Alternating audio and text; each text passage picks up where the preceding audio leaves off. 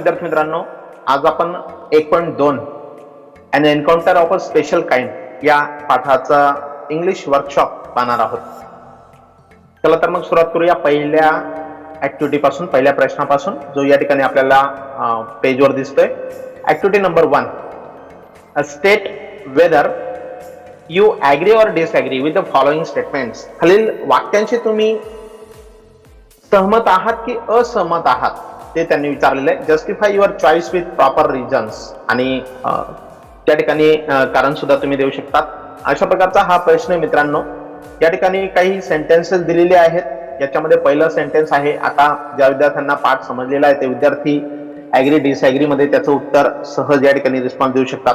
First sentence आहे, the compound where the writer was living was rich in nature's bounty. त्या ठिकाणी लेखक राहत होते त्या ठिकाणी असलेलं जे कंपाऊंड होतं ते was rich in natures beauty, निसर्ग सौंदर्याने ते लदलेलं होतं, असं एक ते संदर्भात त्यांनी सेंटेन्स दिलेला आहे.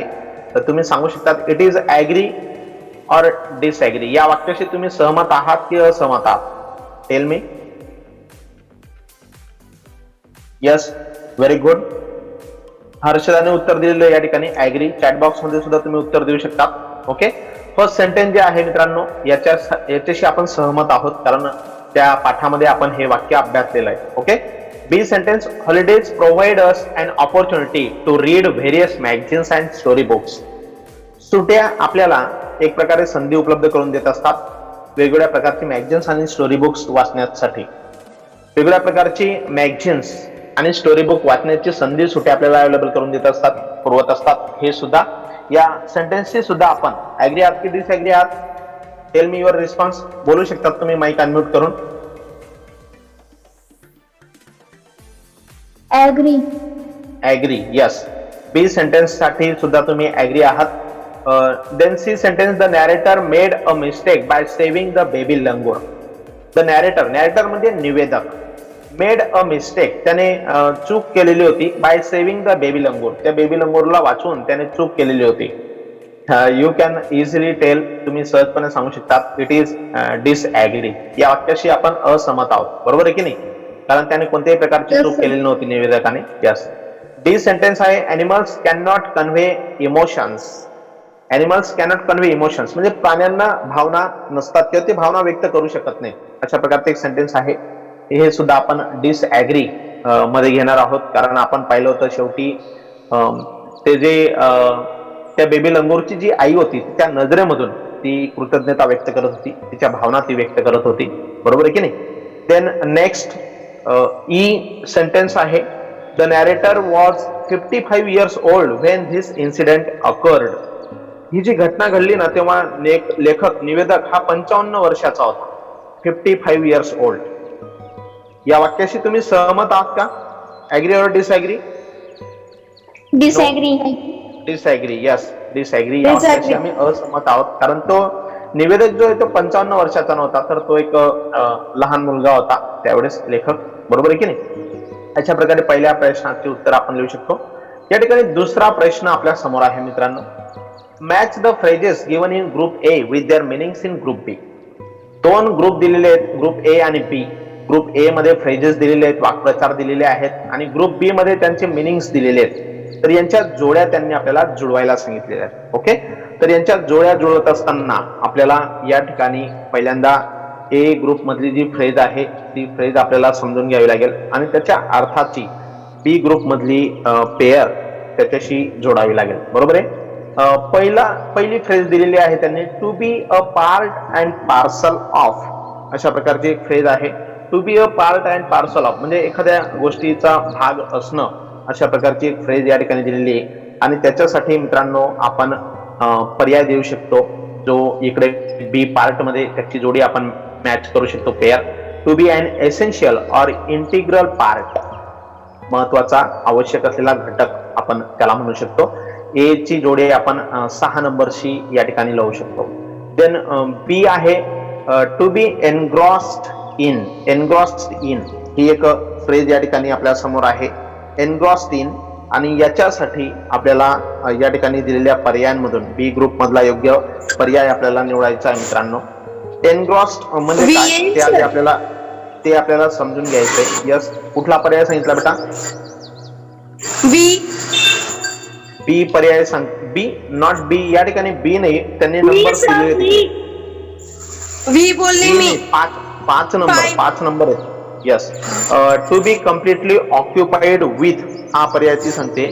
पण त्याआधी आपण या ठिकाणी खात्री करून घेणार आहोत, समजून घेणार आहोत ती फ्रेज या ठिकाणी आपल्याला समजून घ्यायची. Engross, what is the meaning of engross? एनग्रॉसचा नेमका अर्थ काय होतो तो पण आपल्याला या ठिकाणी समजून घ्यायचा आहे. एनग्रॉस मीन्स, एनग्रॉसचा अर्थ आपल्याला या ठिकाणी सांगता येईल मित्रांनो, पूर्णपणे घडून गेलेला किंवा तल्लीन झालेला.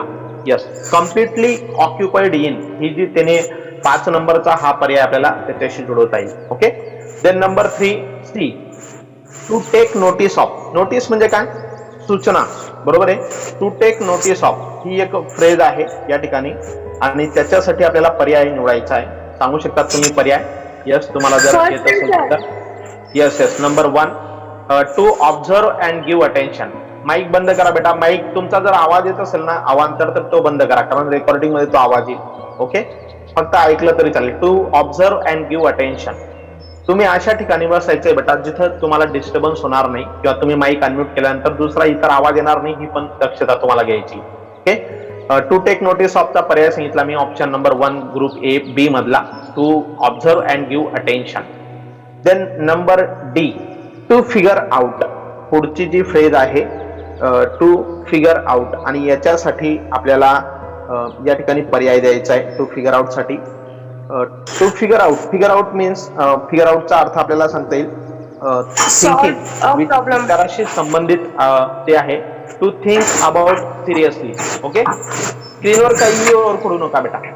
टू थिंक अबाउट सिरियसली चौथा पर्याय आपल्याला देते. माईक म्यूट ठेवा, तुमचे माईक म्यूट ठेवा, माईक म्यूट ठेवा.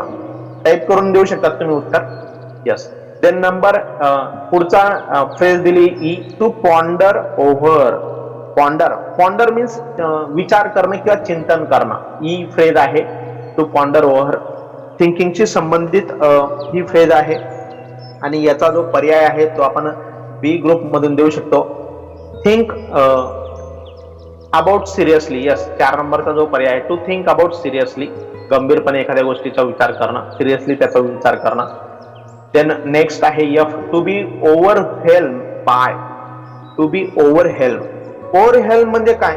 तर ओव्हरवेल्म याचा अर्थ त्याने दिलाय भावना किंवा भावनेने उचंबडून जाणं, भारावलेली व्यक्ती, असा आपण त्या फ्रेजचा अर्थ घेऊ शकतो.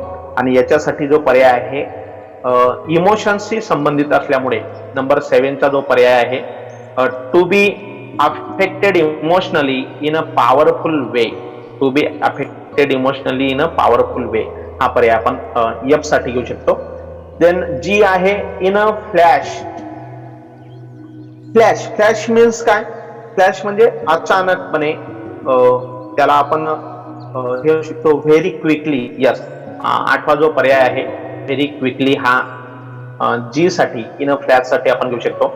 अँड एच आहे टू फाइंड अ सॉलिस. आता ही एक फ्रेज आहे, to find a solace. Solace म्हणजे काय? तर सॉलिस मीन्स समाधान शोधणं. सॉलिस मीन्स समाधान, दिलासा, निश्चिती, आराम, अशा प्रकारचे अर्थ सॉलिसचे आपल्याला माहिती आहेत. आणि याच्यासाठी समाधान शोधणे म्हणजेच काय? तर to find comfort and peace, 3 नंबरचा जो पर्याय आहे, to find comfort and peace हा पर्याय आपण याच्यासाठी देऊ शकतो एच फ्रेज साठी. ओके, मला वाटतं हा प्रश्न तुमच्या लक्षात आला असेल, तुम्हाला समजला असेल. समजला बेटा हा प्रश्न? समजला का? हो सर, समजला. Okay, now question number 3. आता तिसरा प्रश्न आहे. तिसरा प्रश्न आपल्या समोर आहे, आणि या तिसऱ्या प्रश्नामध्ये त्यांनी एक प्रश्न दिलेला आहे. Write in your own words. तुमच्या स्वतःच्या शब्दांमध्ये लिहा. राईट म्हणजे लिहा, इन युअर ओन वर्ड्स. आणि प्रश्न दिला त्याने, why did the narrator ignore the barking of dog. निवेदकाने त्या कुत्र्यांच्या भुंकण्याकडे का दुर्लक्ष केलं? लेखकाने त्या कुत्र्यांच्या भुंकण्याकडे दुर्लक्ष का केलं? 2 महत्वाचे मुद्दे लिहायचे त्या पाठाच्या साहाय्याने, पॅरेग्राफच्या साहाय्याने. पहिला मुद्दा या ठिकाणी आपल्याला इथं आपण लिहू शकतो. पहिल्या मुद्द्यामध्ये आपल्याला लिहायचंय, आणि त्या ठिकाणी आपण असं लिहू शकतो का, the narrator thought that the pack of dogs as usual must have trap and unfortunate pig. त्या पाठामध्ये आपण हे वाक्य पाहिलं होतं मित्रांनो, का लेखकाच्या मनामध्ये असा विचार आला होता का नेहमीप्रमाणे ते कुत्र्यांचा जो झुंड आहे कुत्र्यांची, ते डुकराच्या पिलावर त्याला ते पकडण्यासाठी भुंकत असतील, असं एक वाक्य आपण याच्यामध्ये लिहू शकतो. And second sentence, so he ignored the barking of dogs, म्हणून त्याने त्या भुंकणाऱ्या कुत्र्यांकडे दुर्लक्ष केलं. असे दोन वाक्य आपण लिहू शकतो. ओके. देन बी क्वेश्चन आहे, व्हाय did mother langur make no effort to grab her baby from the coop? Why did, का नाही mother langur make no effort, ती जी आई होती त्या पिलाची आई, त्या पिलाच्या आईने no effort to grab her baby, तिच्या त्या पिलाला खुराड्यातून ताब्यात, फ्रॉम द कूप, कूप म्हणजे खुराडा, त्या खुराड्यातील पिलाला ताब्यात घेण्यासाठी आई वानरीने कुठलीही हालचाल का केली नाही. त्या आईने कुठलीही हालचाल का केली नाही त्या पिलाला खुराड्यातून ताब्यात घेण्यासाठी? कारण तिने पाहिलं होतं का तो निवेदक जो होता, लेखक जो होता, तो तिला आता मदत करत होता, त्या बाळाचा म्हणजे त्याच्या जखमा तो बऱ्या करत होता, त्याची तो काळजी घेत होता, म्हणून तिने घाई केली नाही. मग तेच आपल्याला इथं दोन सेंटेन्सेस मध्ये लिहायचंय. पहिलं सेंटेन्स आपण लिहू शकतो, mother langur did not make any effort to grab her baby. Mother langur did not make, आता हा डीड इकडे घ्यायचा, आपल्याला निगेटिव्ह सेंटेन्स करायचं. Mother langur did not make any effort to grab her baby, तिने कोणत्याही प्रकारचं त्या ठिकाणी प्रयत्न केला नाही त्या बाळाला घेण्याच्या बाबतीत किंवा हालचाल कुठलीही केली नाही. आणि दुसऱ्या सेंटेन्स मध्ये आपण लिहू शकतो त्याचं कारण. मग आता इट वॉज बिकॉज, तिने तसं केलं कारण शी वॉज कम्प्लिटली शुअर, तिला पूर्णपणे खात्री होती, that the writer was not doing any harm, तो जो लेखक आहे तो कोणत्याही प्रकारचा त्रास किंवा इजा आपल्या बाळाला करणार नाही, to her baby, and whatever he was doing was for the good of the baby, आणि तो जे काही करतोय ते त्या पिलाच्या सुरक्षेसाठी, त्याच्या चांगल्यासाठी, भल्यासाठी करतोय याची तिला खात्री होती, म्हणून तिने कोणत्याही प्रकारची घाई किंवा हालचाल त्या ठिकाणी त्या बाळाला घेण्यासाठी, त्या पिलाला घेण्यासाठी केलेली आपल्याला दिसत नाही. अशा प्रकारे या दोनही प्रश्नांची उत्तर आपण लिहू शकतो. ओके.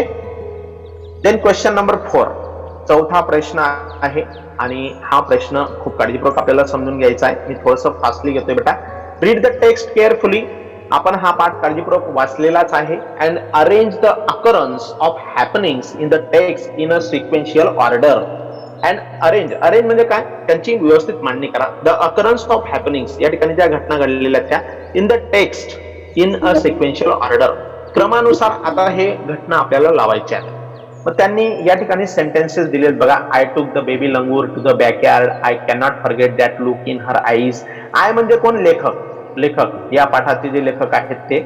आणि या ठिकाणी एकूण 13 सेंटेन्सेस दिलेली आहेत. या 13 सेंटेन्सेस पैकी नंबर 1, 6 नंबरचं पहिलं सेंटेन्स त्यांनी दिलेलं आहे, I was engross in various magazines and story books. Okay. First sentence दिलेला आहे. आता आपल्याला पुढच्या वाक्यांना क्रमांक इकडे द्यायचा आहे, क्रम द्यायचा आहे सिरियली. आता 2 नंबरचं वाक्य सांगतोय मित्रांनो मी. याच्यानंतर येणारं सिरियली जे सेंटेन्स आहे 2 नंबरचं, आय बिकेम डीपली, म्हणजेच 5वं जे सेंटेन्स आहे याला आपण 2 नंबर देणार आहोत.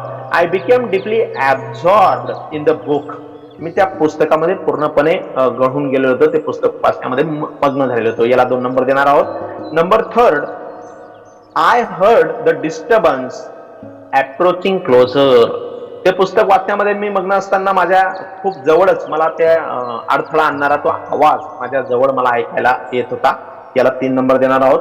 Then number 4, I saw something horrible, त्यानंतर काहीतरी भयंकर घडतंय हे मी माझ्या डोळ्यांनी पाहिलं.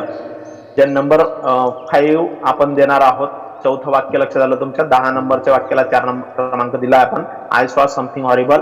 देन नंबर 5 मध्ये आपण घेणार आहोत, I recalled the terrible custom in the animal clan, आणि लेखकाने जे पाहिलं छतावर ते पाहून तो घाबरला, भयंकर ते पाहिल्याच्या नंतर, आणि त्याला ती प्राण्यांची परंपरा त्याला आठवली, प्राण्यांची जी परंपरा त्याला आठवली ती आपण पाठामध्ये पाहिलेली. हे वाक्य आपण नंबर 6 घेणार आहोत, सॉरी नंबर 5 आपण घेणार आहोत. I recall the terrible custom in the animal clan.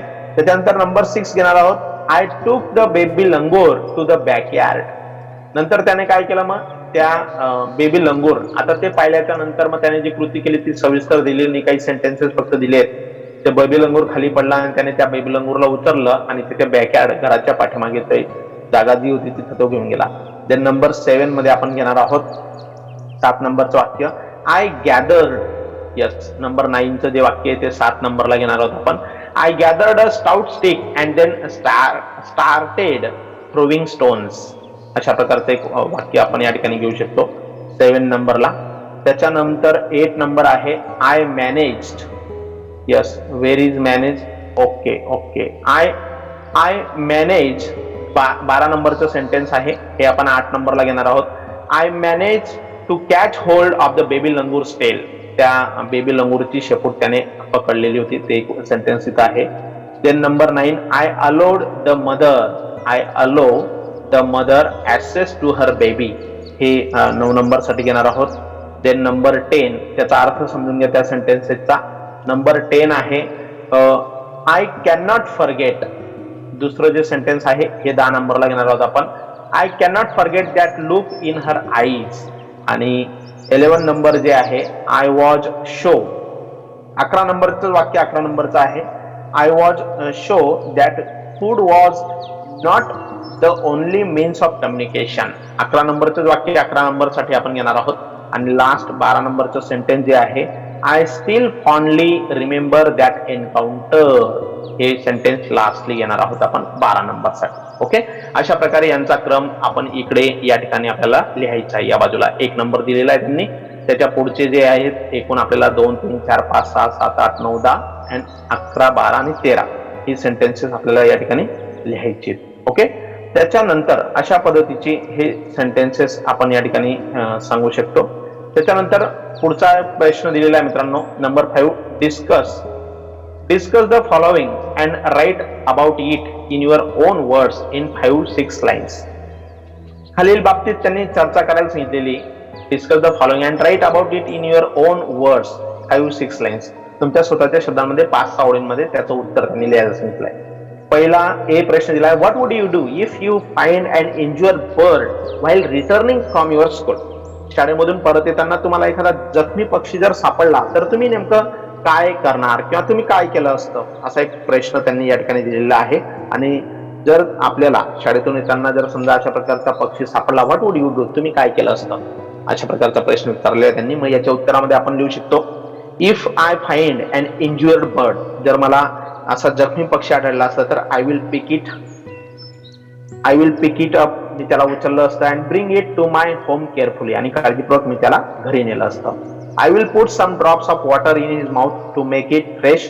त्याला ताजंतवानं वाटण्यासाठी मी त्याच्या तोंडावर किंवा त्याला पाणी प्यायला दिलं असतं. I will examine its injury. त्याच्या जखमा मी पाहिल्या असता and apply antiseptic ointment to its injured part and bandage it without hurting it. आणि त्याच्या जखमा स्वच्छ केल्या असत्या, त्याच्यावर बँडेज वगैरे मी बांधलं असतं, त्याच्यावर काही अँटीसेप्टिक क्रीम वगैरे लावलं असतं. अशा प्रकारची कृती आपण आपल्या 5-6 ओळींमध्ये या ठिकाणी लिहू शकतो. ओके, या पाठाच्या मदतीनेच आपल्याला याचं उत्तर तुम्ही लिहू शकता. त्यानंतर बी प्रश्न दिलेला आहे त्यांनी, what opinion do you form about the narrator from the story. या स्टोरीच्या माध्यमातून ही जी कथा आपण या ठिकाणी समजून घेतली, आता अभ्यासलेली, या कथेच्या माध्यमातून तुमचं जे मत आहे या कथेवरून लेखकाविषयी तुमचं कोणतं मत तयार होतं ते मत त्यांनी या ठिकाणी तुमच्या शब्दांमध्ये लिहायला सांगितलंय. मित्रांनो, आता ही कथा आपण अभ्यासलेली आहे, वाचलेली आहे आणि याच्या सहाय्याने आपण सहज या ठिकाणी त्या लेखकाबद्दल सांगू शकतो. The narrator of the story is very sensitive, sympathetic and loving person. हे या पाठाचे जे निवेदक आहेत, लेखक आहेत, ते कसे आहेत? सेन्सिटिव्ह आहेत, संवेदनशील आहेत, सिम्पॅथेटिक सहानुभूतीपूर्वक वागणारा व्यक्ती आहे, लव्हिंग पर्सन प्रेमळ व्यक्ती आहे. His qualities of humanity and courage are admirable and incredible. त्यांचे जे गुण आहेत ना, मानवता आणि धैर्य, या गुणांची खूप आपल्याला स्तुती करता येईल. अतिशय काय म्हणतो आपण त्यांना, इनक्रेडिबल ते गुण आहेत, ॲडमायरेबल आहेत, प्रशंसनीय, हे 2 गुण त्या लेखकाकडे आहेत. His thoughts about human animal relations are great. त्यांचे जे विचार आहेत ना, मनुष्य आणि प्राणी यांच्या संबंधाच्या बाबतीत ते खूप महान विचार आहेत. He believes that communication between man and animal depends not only on food but also on trust. त्यांचा विश्वास आहे का प्राणी आणि मनुष्य यांच्यातलं जे संभाषण आहे, संप्रेषण आहे, हे फक्त त्यांना आपण खायला दिल्याच्या नंतर, म्हणजे खायला दिल्याच्या नंतर त्याच्यावर डिपेंड नाही, तर ते कशावर डिपेंड आहे, बट ऑल्सो ऑन ट्रस्ट, म्हणजे विश्वासावर ते अवलंबून आहे. कम्पॅशन अँड म्युच्युअल अंडरस्टँडिंग, एक दुसऱ्यांना समजून घेणं, याच्यावर सुद्धा ते डिपेंड आहे. तर अशा प्रकारे याचं देखील उत्तर आपण लिहू शकतो बीचं. ओके. त्यानंतर 6वा प्रश्न आहे. या ठिकाणी इंग्लिश वर्कशॉपमध्ये बरेचसे प्रश्न आहेत, त्यामुळे मी थोडस फास्ट घेतोय. Okay. Complete the following and right a paragraph on each of the given activities. या ठिकाणी ऍक्टिव्हिटीज आपल्या समोर दिलेली आहे. एक या ठिकाणी चार्ट दिलेला, टेबल दिलेला आहे. Complete the following and right a paragraph in each of the given activities. Mother child relationship, mother आणि चाइल्ड यातल्या रिलेशनशिपच्या संदर्भात त्यांनी एक या ठिकाणी आकृती दिलेली आहे. लव्ह अँड अफेक्शन हे 2 शब्द या ठिकाणी दिलेले आहेत. अजून आपल्याला या ठिकाणी शब्द द्यायचे आहेत आणि त्याच्या सहाय्याने या ठिकाणी पॅराग्राफ देखील आपल्याला तयार करायचा आहे मदर चाइल्ड रिलेशनशिपच्या बाबतीत. मग याच्यामध्ये आपण लिहू शकतो मित्रांनो, मदर चाइल्ड रिलेशनच्या संदर्भामध्ये त्याच्यामध्ये लव्ह अँड अफेक्शनच्या नंतर आपण केअर, नर्सिंग हे लिहू शकतो. आपण काळजी घेणं, upbringing, keeping healthy, moral values, inspiration, encouragement हे काही मुद्दे आपण याच्यामध्ये लिहू शकतो आणि याच्या सहाय्याने एक पॅराग्राफ तयार करू शकतो. पॅराग्राफला टायटल आपण देणार आहोत mother child relationship. Mother child relationship हेच टायटल आपण देणार आहोत आणि हे जे मुद्दे आता आपण या ठिकाणी मी जे सांगितले ते आता पॅराग्राफ मध्ये कसं लिहायचं ते आपण अशा प्रकारे तो पॅराग्राफ एक तयार करू शकतो. The relationship between mother and child is very close and inseparable. आई आणि बाळ याच्यातला जो संबंध आहे, नातेसंबंध जे आहे ते खूप क्लोज आहे आणि इनसेपरेबल म्हणजे ज्याला आपण वेगळं करू शकणार नाही. Mother's love for a child is eternal. आईचं जे प्रेम आहे बाळासाठी ते इटर्नल आहे. ओके. इट इज सेल्फलेस, ते निस्वार्थ आहे.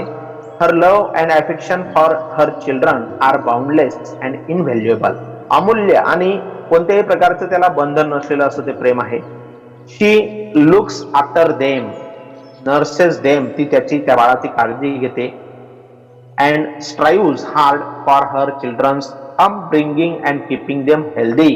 त्या बाळाला निरोगी कसं ठेवता येईल त्याच्या वाढीकडे, त्याच्या सगळ्या गोष्टींकडे ती लक्ष देत असते. She teaches them their family culture, आपल्या कुटुंबाचे संस्कार ती त्याला शिकवत असते. अँड मॉरल व्हॅल्यूज, नैतिक मूल्ये सुद्धा ती त्याला शिकवत असते. The child also loves it's mother immensely, ते बाळ सुद्धा आपल्या आईवर तेवढंच प्रेम करतं. मदर गाईड्स, आई त्याला मार्गदर्शन करते. इन्स्पायर्स, त्याला प्रेरणा देते. अँड एनकरेजेस हर चिल्ड्रन, आणि त्याला प्रेरणा देखील देत असते, प्रोत्साहन देत असते थ्रूआउट देअर लाईफ, त्याच्या संपूर्ण आयुष्यभर. How wonderful and pleasant relationship is this, किती आश्चर्यचकित करणारं आणि उल्हासित आनंददायक असं हे नातेसंबंध आहे असं आपल्याला या पॅराग्राफमध्ये सांगता येईल. कोणत्या पॅराग्राफमध्ये? मदर चाइल्ड रिलेशनशिपच्या बाबतीत. त्यानंतर त्यांनी दुसरा एक मुद्दा दिलाय, इंज्युअर्ड ॲनिमल. इंज्युअर्ड म्हणजे जखमी प्राणी. हाऊ विल यू हेल्प, तुम्ही त्याला कशी मदत कराल. मग त्यांनी एक मुद्दा दिलाय,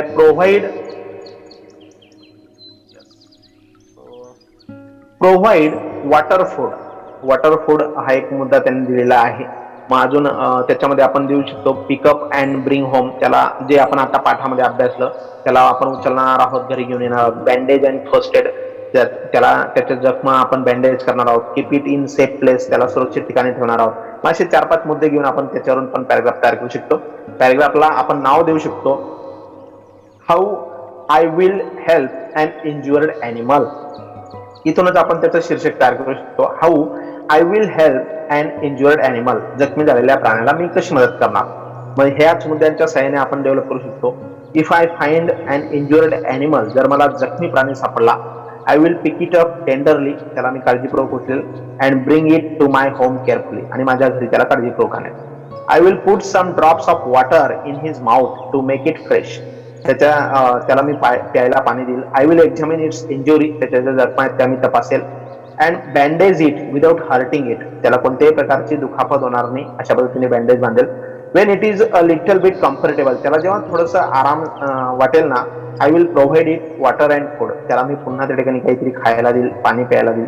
then I shall keep it in small basket, त्याला एका सुरक्षित ठिकाणी मी ठेवेल. With cotton spread in it, एका त्या बास्केटमध्ये कॉटन वगैरे टाकून त्याला मी त्या ठिकाणी सुरक्षितपणे ठेवेल. I will see to it that it is safe in the place, आणि तो त्या ठिकाणी सुरक्षित आहे की नाही याची मी काळजी घेईल. जर लहान प्राणी असेल तर आपण असं करू शकतो, I will take its care till it has enough strength or till it is fully recovered from the injury. आणि तो जोपर्यंत चांगला होत नाही, जोपर्यंत त्याची रिकव्हरी होत नाही तोपर्यंत मी त्याची ही काळजी घेईल. अशा प्रकारे हा दुसरा पॅराग्राफ सुद्धा आपण लिहू शकतो. त्यानंतर 7वा प्रश्न दिलेला आहे मित्रांनो या ठिकाणी. याच्यामध्ये work in pairs and make as many words as you can using letters in the word encounter. Encounter या शब्दापासून लहान लहान शब्द या ठिकाणी आपल्याला त्यांनी तयार करायला सांगितले. त्यांनी एक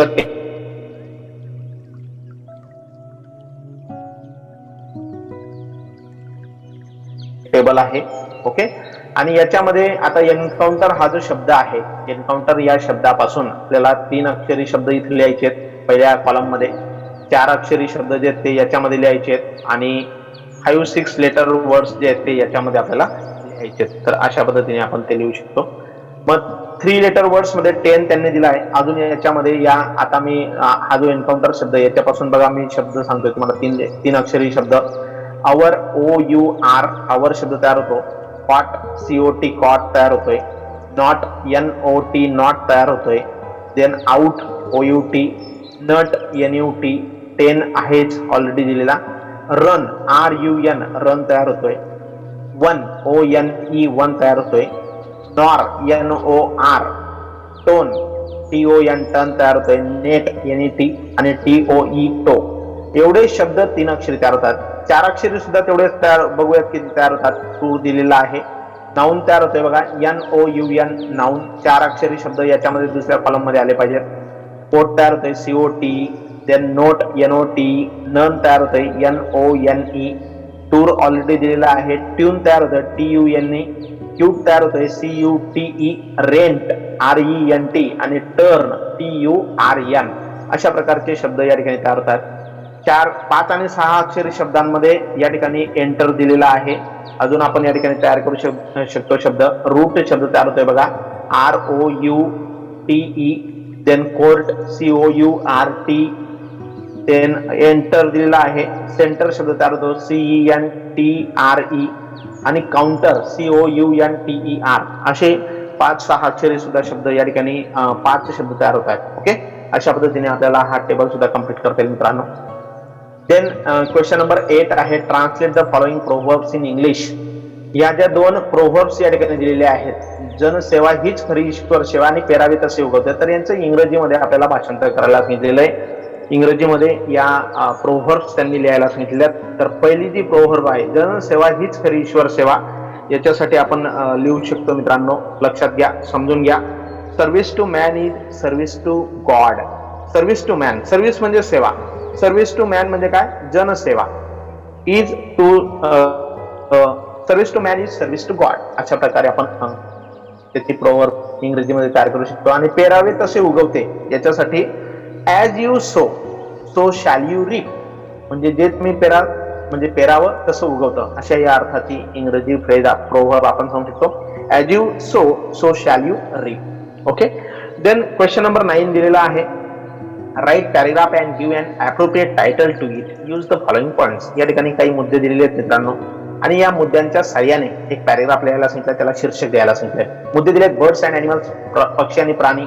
love and affection, loyal, serves as us, kindness, honest, compassion, our best friends, protection and security, do not hurt or destroy us, and loneliness avoided.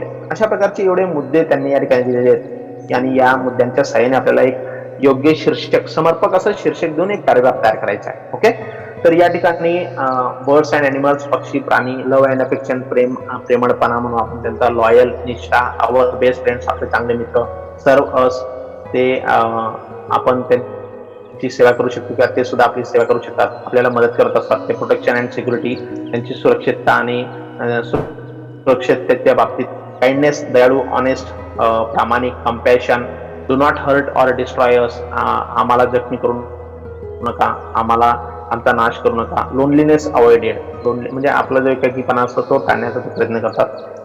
आता या मुद्द्यांच्या साहाय्याने आपल्याला टायटल देता येईल. Man's best friend, birds and animals, असं एक शीर्षक आपण देऊ शकतो. Man's best friends, birds and animals, माणसाचे जे सर्वात चांगले मित्र आहेत ते म्हणजे पक्षी आणि प्राणी. आता या मुद्द्याच्या साहाय्याने आपण वाक्यरचना करून अशा प्रकारचा पॅराग्राफ तयार करू शकतो. The relations between birds, animals and man are complimenting each other. मनुष्य, पक्षी आणि प्राणी यांच्यातले जे संबंध आहेत ते अतिशय चांगल्या प्रकारचे संबंध आहेत. In absence of this relationship our environment is disturb and we risk our whole balance of ecology in our area. आणि जर का आपण हे संबंध बिघडवण्याचा प्रयत्न केला, हा समतोल जर ढासळला तर याचा परिणाम पर्यावरणावर होऊ शकतो, असं त्यांनी या ठिकाणी सांगितलेलं आहे. We risk our whole balance of ecology in our area. That is why, म्हणून man must treat the birds and animals with great love and affection. म्हणूनच माणसाने पक्षी आणि प्राणी यांना प्रेमाने वागवलं पाहिजे, प्रेमळपणाने त्यांच्याशी समंजसपणाने आपण राहिलं पाहिजे. They are our best friends, ते आपले चांगले मित्र आहेत. They are loyal to man and serve us in many ways. They are loyal to man, ते माणसांशी निष्ठेने वागतात. And serve us in many veg, वेगवेगळ्या प्रकारे ते आपली सेवा देखील करतात. We must preserve our eternal relationship kindly. आपलं जे काही नातेसंबंध आहे ते आपण दृढ ठेवलं पाहिजे, ते सुरक्षित ठेवलं पाहिजे. Honestly and compassionately, so it is our duty to protect them. त्यांचं संरक्षण करणं हे आपलं कर्तव्यच आहे.